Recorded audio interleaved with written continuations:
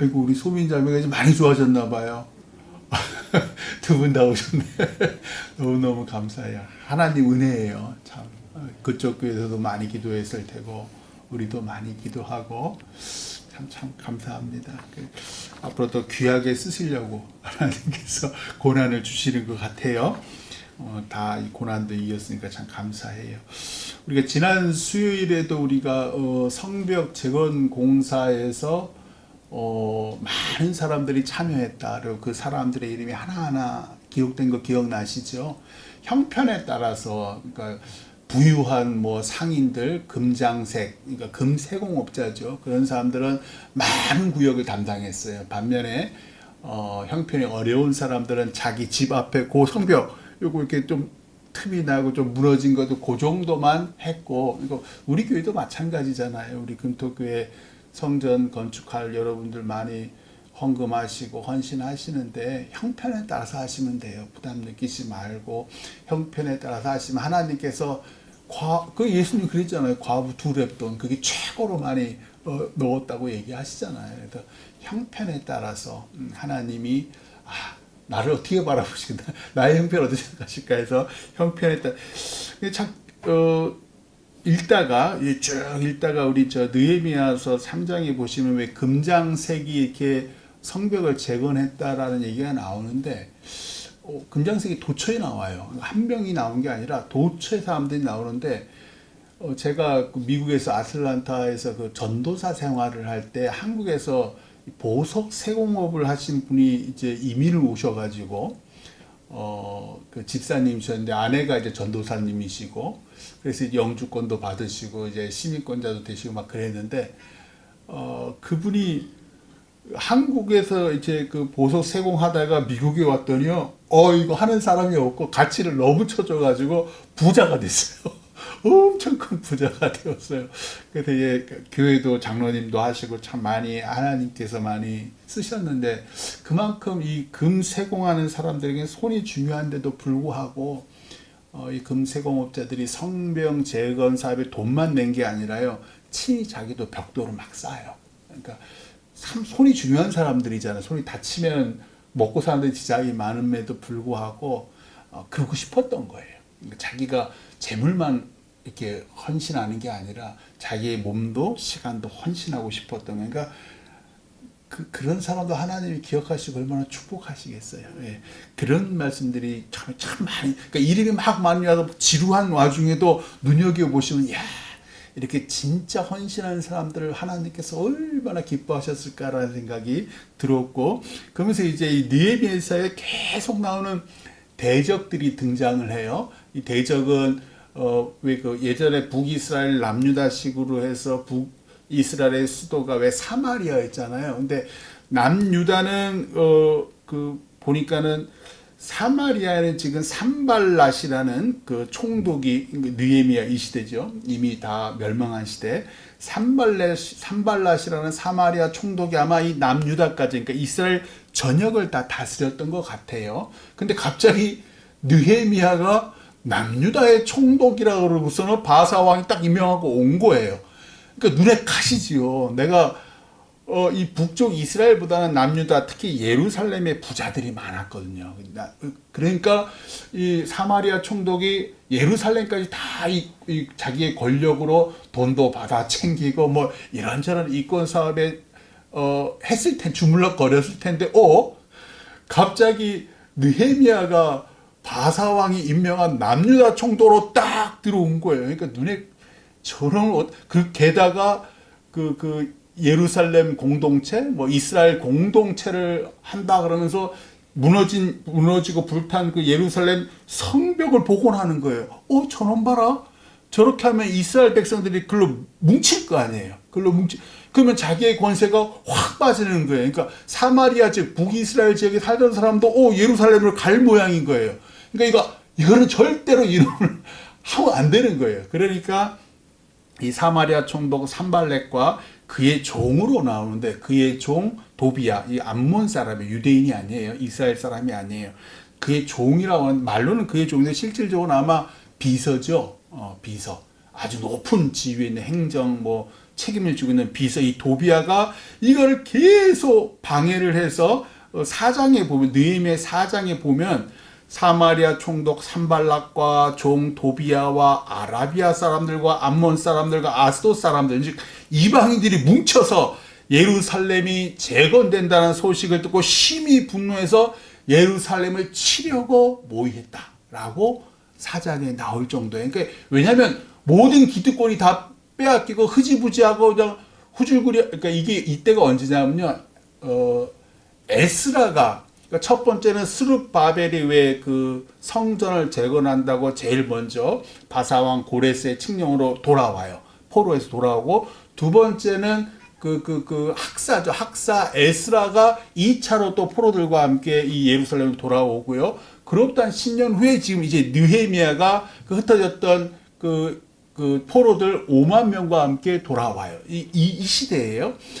그래서 이 느헤미야가 이 성벽을 재건하면은 유대인들이 흩어졌던 유대인들이 그러니까 에스라 시대로부터 한 10년 뒤에 벌써 또 흐지부지 됐어요. 또 사람들이 하나님에 대한 믿음이 또 흐지부지 된 이 사람들을 느헤미야가 뭉치게 한 거예요. 성벽 재건을 통해서.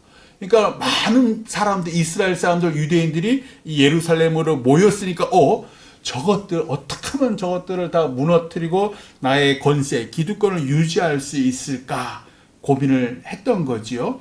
그러면서 이제 다 기억하다시피 느헤미야가 쭉 읽으시면서 봤던 게 느헤미야는요 유다 총독으로 재임하는 12년 동안 녹을 받지 않아요.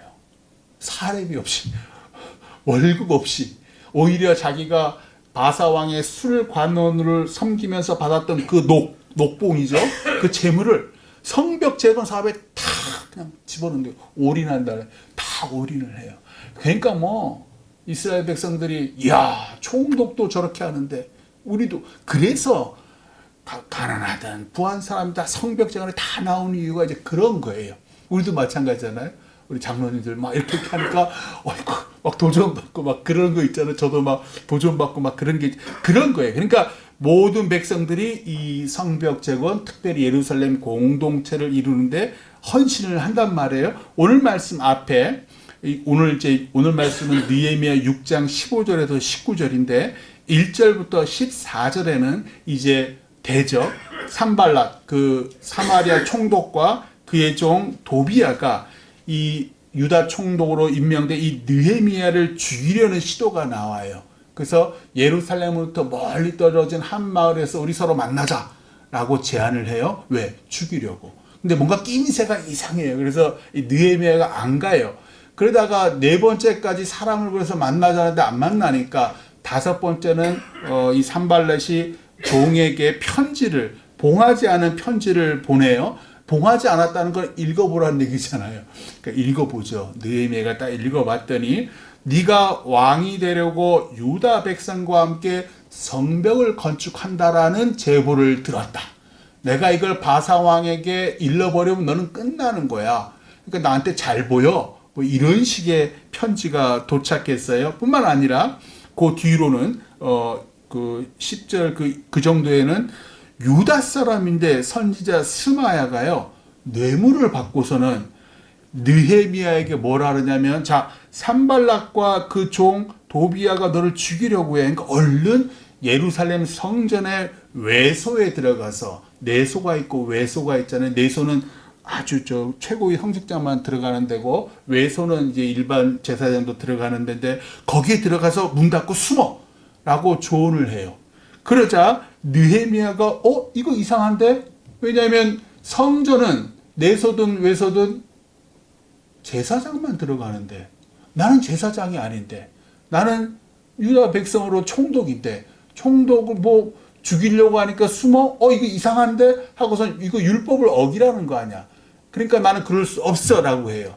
똑똑했죠. 안 그랬었으면 봐라 저 제사장도 아닌데 저 성소에 들어갔다 저 인간을 어떻게 총독으로 우리 유다 사람들의 지도자로 삼을 수 있냐 이렇게 돼서 아마 신뢰와 신망과 존경을 다 잃었을 거예요. 그걸 노렸던 거죠. 근데 그거를 깨닫고서는 안 해요.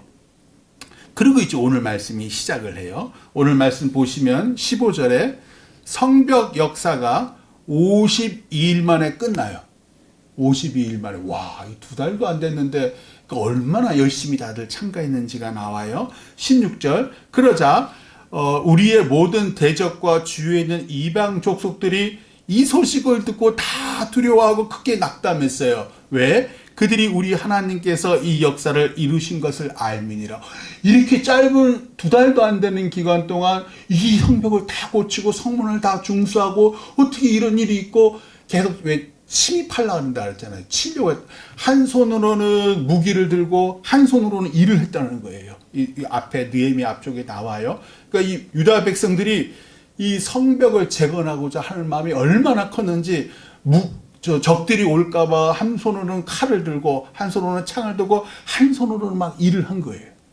그러고 52일 만에 완성을 한 거예요. 그러니까는 이 유다 백성들이 똘똘 뭉친 것을 보면서 아, 저거는 인간의 일이 아니고 하나님께서 하신 거야 라는 거를 본 거예요. 우리도 그렇죠? 우리도 어려운 재정 살림에도 한번 보자고요. 오늘 장로님께서, 송장로님께서 올려줬잖아요. 멋진 앞으로 건축될 우리 금토교회 모습을 쫙 올렸잖아요. 앞으로 하나님께서 어찌 하실지 한번 보자고요.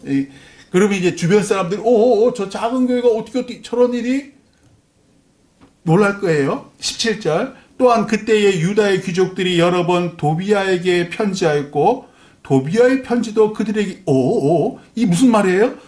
도비아는 지금 암몬 사람의 이방인이에요. 그리고 지금 사마리아 총독의 종이라고 하지만 고위 행정관 비서란 말이에요. 그 사람들이랑 지금 유다의 귀족들이 내통하고 있어요.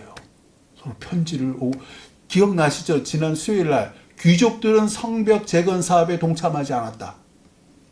기억나시죠? 즉 귀족들은 싫었어요. 왜냐하면 지금까지 사마리아 총독 산발락과 그의 종 도비아와 함께 짝짝꿍돼서 그 근처에 사는 백성들의 소위 말해서 피땀을 빨아먹고 살았던 거예요. 기득권을 유지하고 있었던 거예요. 근데 새롭게 이 느헤미야가 와가지고서는 돈도 안 받고 자기들 오히려 헌신하면서 막 하니까 자기랑 비교가 되잖아.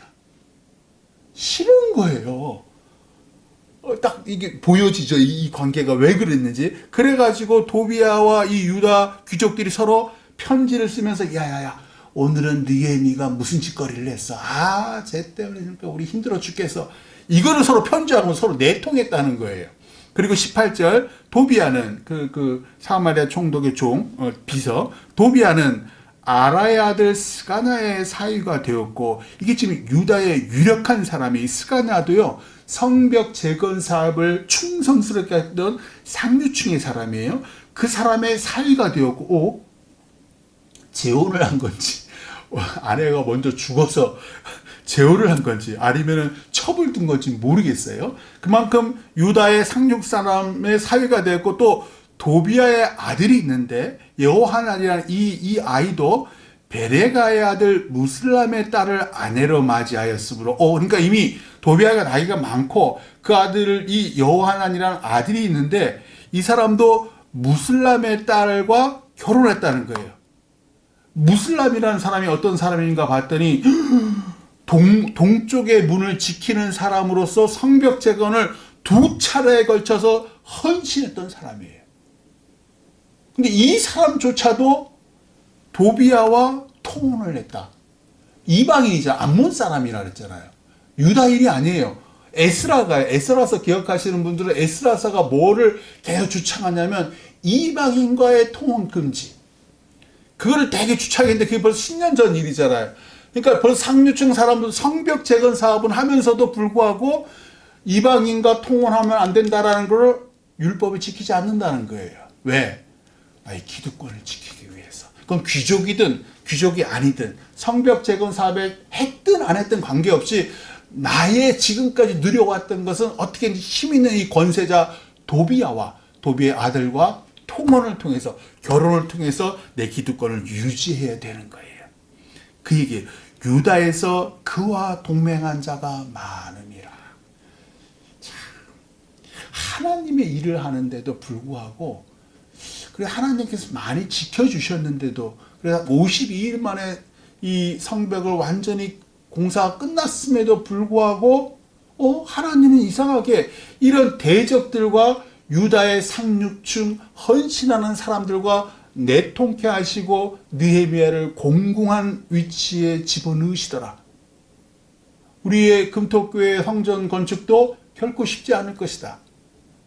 우리 생각과 달리 이런저런 어려움들이 반드시 있으리라. 19절, 그들이 도비아의 선행을 내 앞에 말하고 느헤미야 앞에서 그 상류층 사람, 유다의 상류층 사람들이 도비아의 선행, 도비아가 무슨 선행을 합니까? 개 성벽 재건 방해하고 그랬던 사람인데, 근데 오히려 도비아가 이렇게 훌륭한 사람이야 라고 느헤미야 옆에서 말하고, 또 내 말, 내가 한 말도 그 도비아, 그 나쁜 놈에게 전하매 도비아가 내게 편지하여 나를 두렵게 하고자 하였느니라. 봐라, 네가 지금 성벽 재건한 그 인간들 상류층 다 나랑 내통하고 내 사람들이야. 느헤미야, 네 뜻대로 안 돼. 다 내 손 안에 있어. 따라서 너 예루살렘 공동체 여호와 하나님 웃기는 소리 하지 마 라고 느헤미야를 위협하더라. 우리는 현실을 살아가요.